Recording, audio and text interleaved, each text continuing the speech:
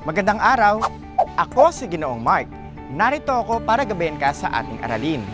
Naranasan na ba ninyong magsabi ng sikreto sa inyong kaibigan? Ngunit bigla na lamang nalaman ng lahat ang iyong pinakatatagong lihim. Ano ang iyong mararamdaman? Nakakasama ng loob, di ba? Hindi mo alam kung magagalit ka o maiinis sa kanya. Alam mo yung pakiramdam na ayaw mo siyang makita o kausapin. Basta ang alam mo ay hindi na siya maaaring pagkatiwalaan pa. Sadyang mahalaga ang pagtitiwala dahil dito tumatagal ang samahan at pagkakaibigan. Kung tayo ay tapat sa ating mga pangako, siguradong magtatagal ang pagsasamahan ng magkakaibigan. Sa araw na ito ay ibabahagi ko sa inyo kung ano ang maaaring mangyari kung ang pagtitiwala ay nasira dahil sa kawalan ng pagkakaisa. Ang ating kasaysayan ay napakayaman. Tayo ay lahi ng magigiting. Ngunit, hindi maiwasan na may isang taksil. Sila ang mga taong akala natin ay kakampi, ngunit sa bandang huli ay ating palang magiging mga mortal na kalaban. Alam kong nasasabi ka na sa bago nating aralin. Tara na! Ating pasukin ang maaksyong mundo ng Araling Panlipunan.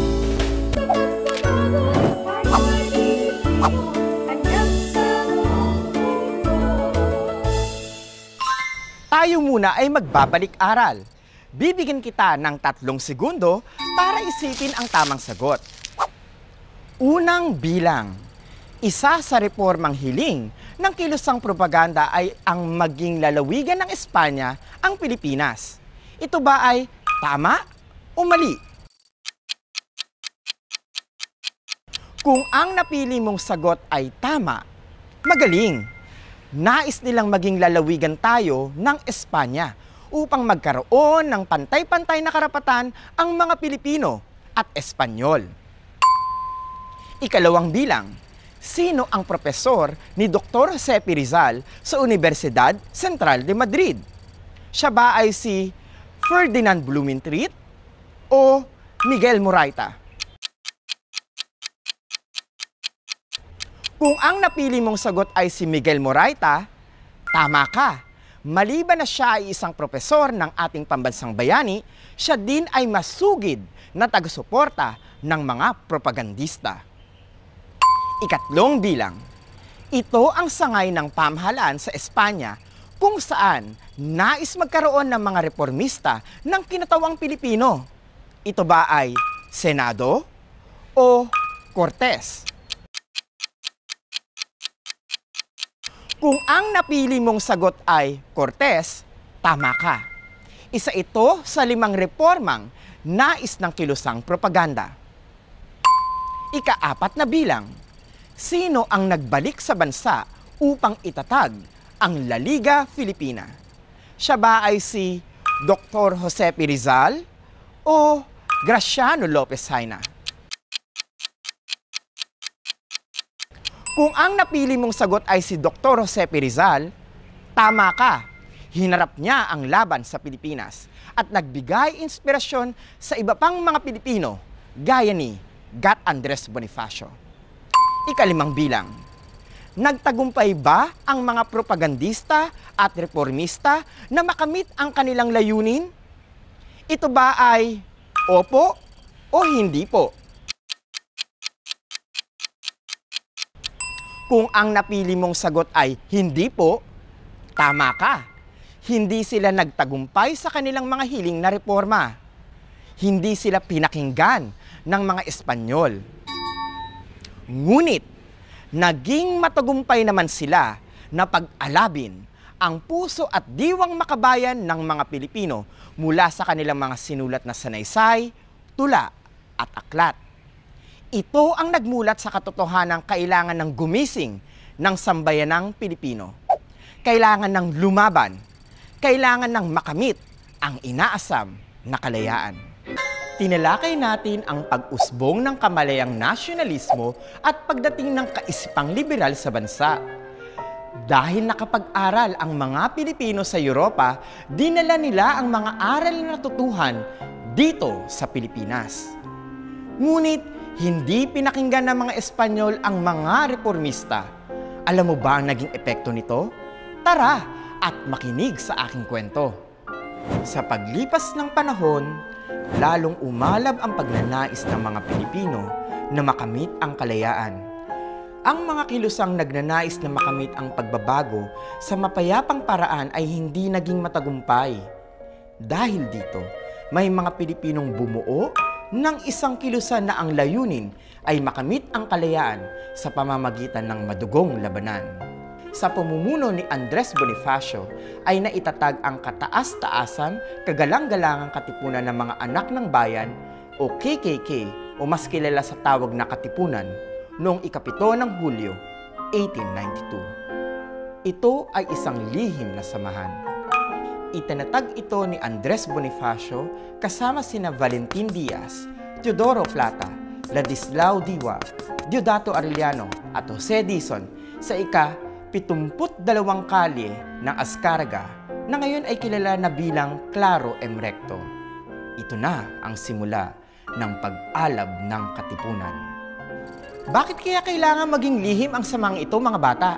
Ano kaya sa tingin ninyo ang tamang sagot? Ito ba ay A.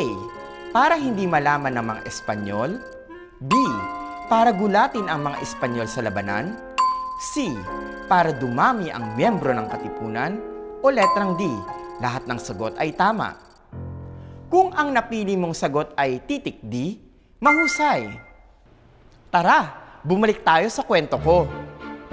Para hindi malaman ang lihim ng Katipunan, sila ay gumamit ng iba't ibang sagisag upang hindi mabisto ng mga Gwardiya Sibil. Tuwing sila ay papasok sa lihim na tagpuan, kailangan nilang maibigay ang sagisag na may iba't ibang antas. Una, ay ang mga tinatawag na bayani. Ito ang pinakamataas na samahan at sila ay gumagamit ng hudyat na Rizal. Ang ikalawa ay ang mga kawal na gumagamit ng hudyat na Gomburza. At ang ikatlo ay ang mga katipon na gumagamit naman ng hudyat na Anak ng Bayan. Bawat kasapi ay hinihikayat na maghanap ng mga bagong kasapi o miyembro kung kaya't unti-unting dumami ang mga miyembro ng Katipunan ng hindi namamalayan ng mga Espanyol at Gwardiya Sibil. Bakit kaya ginamit ng mga Katipunero ang sagisag na Rizal at Gomburza? Ano kaya sa tingin ninyo ang tamang sagot, mga bata? Ito ba ay A. Dahil naging inspirasyon sila sa mga Pilipino? B. Dahil pinakita nila ang kanilang katapangan sa paghingi ng reforma? C. Parehong sagot ang A at B. O letrang D, wala sa A at B ang sagot. Kung ang napili mo ay titik C, tama ka. Grabe, di ba? Ang laki ng kanilang impluwensya kaya ginamit na sagisag ang kanilang mga pangalan sa lihim na samahan ng Katipunan. Tandaan, ginagamit natin ang sagisag para maitago ang isang lihim o sikreto. Parang ikaw, di ba? Binibigyan mo din ng sagisag ang crush mo? Tara! Bumalik ulit tayo sa huling bahagi ng aking kwento. Naitago ng Katipunan sa loob ng 4 na taon ang lihim na kilusan. Ngunit, ito ay nabunyag dahil sa pagtatalo ng 2 kasapi nito. Ang mga katipo na sina Apolonio de la Cruz at Teodoro Patiño ay nagkaroon ng pagtatalo. Sila ay nagtratrabaho sa imprentahan ng Diario de Manila. Dahil sa galit, ikinuwento ni Teodoro Patiño sa kanyang kapatid na si Honoria ang tungkol sa Katipunan. Sa sobrang takot ng kapatid nito ay iyak ito ng iyak kung saan nakita naman siya ng isang madre. Ikinuwento ni Honoria ang tungkol sa ibinahaging kwento ng kapatid na si Teodoro. Nagulat ang madre at agad nitong pinakiusapan si Teodoro na kung maaari ay sabihin ang lahat ng ito kay Padre Mariano Gil, ang kura paroko noon ng Tondo. Dahil masunurin si Teodoro sa mga pari at madre, ikinuwento nito kay Padre Mariano Gil ang plano ng Katipunan. Agad na siniyasat ang imprentahan ng Diario de Manila at doon nakita ang mga ebidensya ng lihim na samahan. Dahil sa pangyayaring ito, maraming miyembro ng Katipunan ang nagsimulang magtago. Ang ilan naman ay hinuli at kinlong sa Fort Santiago. Nakakalungkot, di ba? Dahil kapwa Pilipino ang nagsiwalat ng lihim ng Katipunan. Pero ano kaya ang nangyari kay Apolonio de la Cruz, yung nakaaway ni Teodoro Patiño? Siya ba ay A. Tumakas siya at nagtago? B. Nahuli siya at ikinulong? C. Nahuli at hinatulan ng bitay? O letrang D. Gumanti kay Teodoro Patiño? Ang tamang sagot natin ay titik C. Alam ba ninyong siya ay binaril sa Bagong Bayan? Hinatulan siya ng kamatayan kasama ang iba pang nahuling miyembro ng Katipunan. Iyan ang isa sa madilim na bahagi ng ating kasaysayan. Hindi naging matagumpay ang mga plano dahil may iilan na hindi nakikiisa o nagsasakripisyo para makamit ang isang napakagandang layunin. Sa ating aralin, nakita natin ang naging epekto ng pagsasabi ni Teodoro Patiño ng lihim na pinakaiingatan sa loob ng 4 na taon.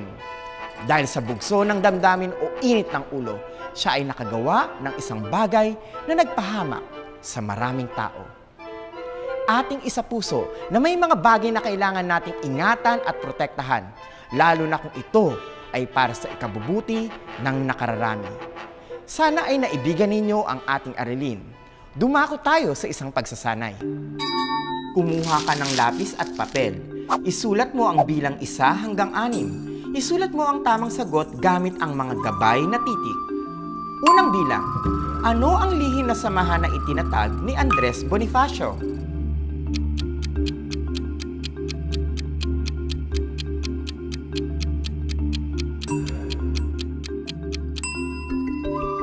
Ikalawang bilang, sino ang nagsiwalat ng lihim ng Katipunan?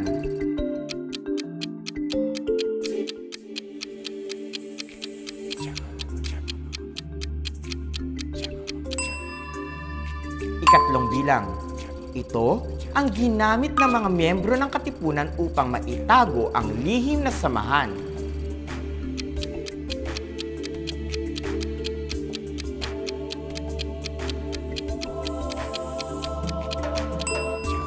Ika-4 na bilang, sino ang kura paroko noon ng Tondo na nagsiyasat upang mahuli ang mga miyembro ng Katipunan?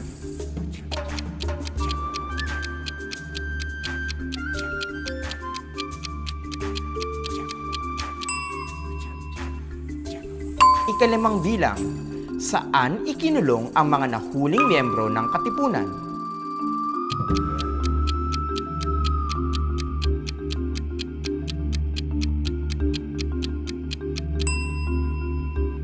Ika-6 na bilang, saan binitay ang mga nahuling kasapi ng Katipunan?